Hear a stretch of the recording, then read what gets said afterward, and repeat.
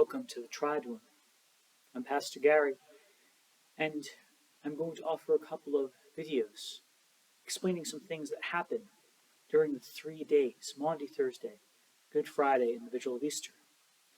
I'm drawing some of this material, partially from my seminary training, unfortunately for you, but also from this book, which I purchased from Augsburg Fortress, the Worship Guide book for Lent and the 3 days. The first thing I want to address is the foot washing on Maundy Thursday. Now, at the time of this recording, you've probably already seen this, but you may have had more questions than had answers in the service. During the foot washing, we remember the command that Jesus gives us, which was recorded in the Gospel of John, to wash one another's feet just as he washed the feet of his disciples. You may have had special congregational music which you heard, like Yesu, Yesu, fill us with your love. You may have reflected on certain words. Here's a quote from Alexander Shemama, a 20th century Russian Orthodox priest. Even though we are baptized, what we constantly lose and betray is precisely that which we received at baptism. Each year, Lent and Easter are, once again, the rediscovery and the recovery by us of what we were made through our own baptismal death and resurrection. In the foot washing, which normally happens after the sermon and in Lutheran churches after the hymn of the day, the people come forward to wash one another's feet.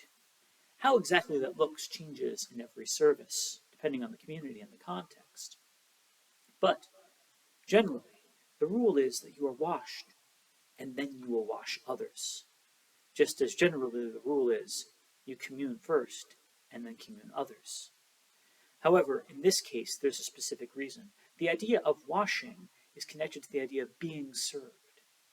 We recall that it is Christ who has first washed us, not only in the waters of baptism, but in his cross, in his death for us. Jesus serves us always before we ask. And therefore, after receiving that service, we glory in the fact that we get to serve others with compassion, with mercy, with wholeness that is only given in Jesus Christ. The words of the foot washing are very simple. On this night we have heard our Lord's commandment to love one another as he has loved us. We who receive God's love in Jesus Christ are called to love one another, to be servants to each other as Jesus became our servant. Our commitment to this loving service is signified in the washing of feet, following the example our Lord gave us on the night before his death. Now, as the music continues and people come forward, I have a couple of pro tips for how you can best effect the foot washing, should you choose to participate. And I know not everyone's comfortable and not everyone can participate. That's okay. Just tonight, a number of people were not able to participate because of injuries or illnesses. And some people may simply not be comfortable for one reason or another. That's okay. The commandment of Jesus Christ was to the church, not to you solely as an individual. But we should reflect on ourselves. What exactly is the resistance?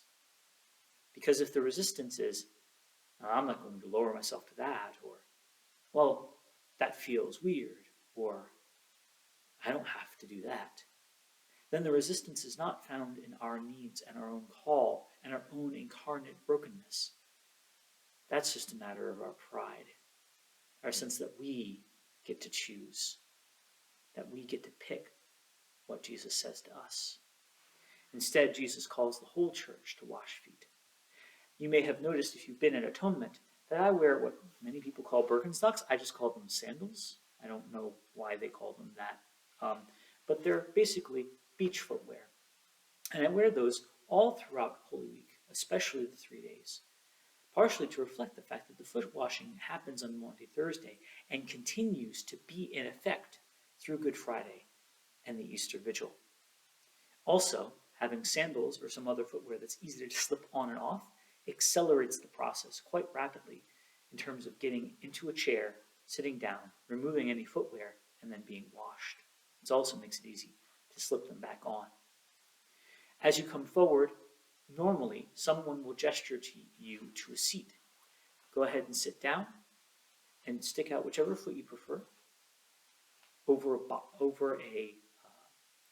bowl of water. Some water will be poured over your foot. It will then be rubbed lightly by the person's hands and then wiped off by a towel that is provided for the purpose. Do that with both feet. You will receive that on both feet, and then you replace the person who just washed you and wash the next person in the line. Now you may be wondering, hold on, if everyone gets washed before they wash, then someone has to start the washing, or else no one will ever be washed to start the washing. And you're correct. Normally ministers take that role. I do that myself. I wash the first person and am washed by the last person available. And more or less, that is how I've seen it done in every instance where there is not a circle. That's the other way I've seen it done, which is that instead of one line or several lines or several stations, there's a circle. And one person washes the foot of the person to the right of them, and then that person moves to their right and washes the next pair of feet. And then it goes around and eventually comes back to the first person who is then washed. That's another way of doing it, especially in smaller gatherings. One last word about the foot washing is that you may have noticed or heard of the foot washing being prominent in ecumenical gatherings, that is, gatherings across various denominations. Why is that important? Because the gathering around the foot washing doesn't have the same kind of charge theologically and denominationally that the Lord's Supper does. We can't commune with Roman Catholics according to the Vatican, but we can wash one another's feet. And so, in some gatherings, the foot washing has become a deeper expression of Christian unity and the call to Jesus Christ than even the Eucharist might be. Blessed Holy Week to you, and I hope to see you soon in worship.